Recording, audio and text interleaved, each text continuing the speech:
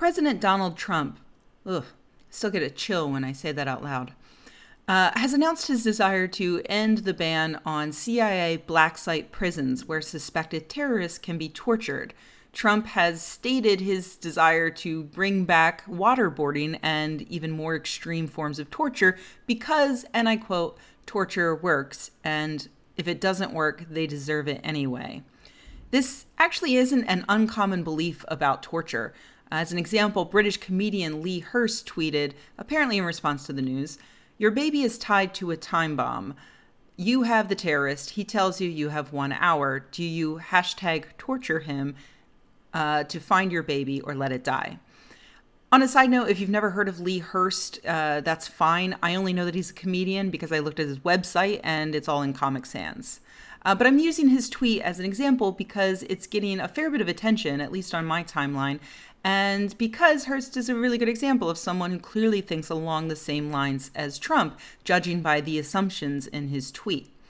The primary assumption is, as Trump states, torture works.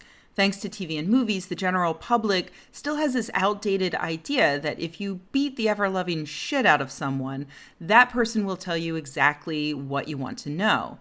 In Hurst's case, the terrorist will at some point tell you where he has inexplicably tied your baby to a time bomb.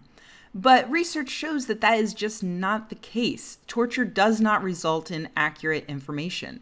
In fact, the science clearly shows that even coercive techniques that are much less brutal than torture result in a stunning uptick in false confessions and bad information. Those false confessions and information lead to wasted time, wasted energy, and sometimes wasted lives, especially in cases where you might be sending soldiers into situations that are quite dangerous for no actual good reason. As a bonus, torture doesn't just create psychological distress for the victim.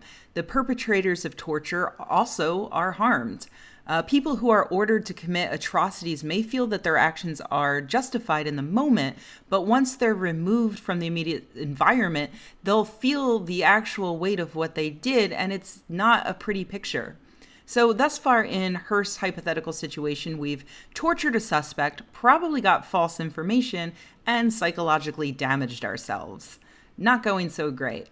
But what about Trump's follow-up statement, if it doesn't work, they deserve it anyway? Does the terrorist who tied a baby to a time bomb deserve it anyway?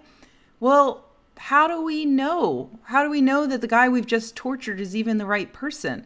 How do we know he isn't just a mentally ill person claiming to have tied your baby to a time bomb?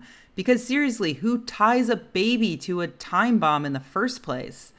You don't even have to tie a baby down. It's not going to go anywhere. It's a baby. The American public was told that the people being held at Guantanamo Bay were the absolute worst terrorists that we could detain. But of the 700 men who have been held there, 400 were cleared for release, mostly due to just being in the wrong place at the wrong time. And many of the prisoners there have been tortured.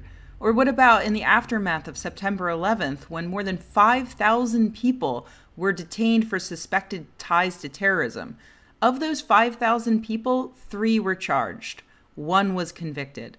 That's about 5,000 innocent people who might have been subjected to torture if Donald Trump and Lee Hurst had their way. So if a terrorist claims to have tied your baby to a time bomb, don't hashtag torture him. Start by asking yourself, wait, do I even have a baby? And then remind yourself that ignorant men will use any ridiculous hypothetical to convince you to throw science and your own humanity into the garbage. Don't fall for it.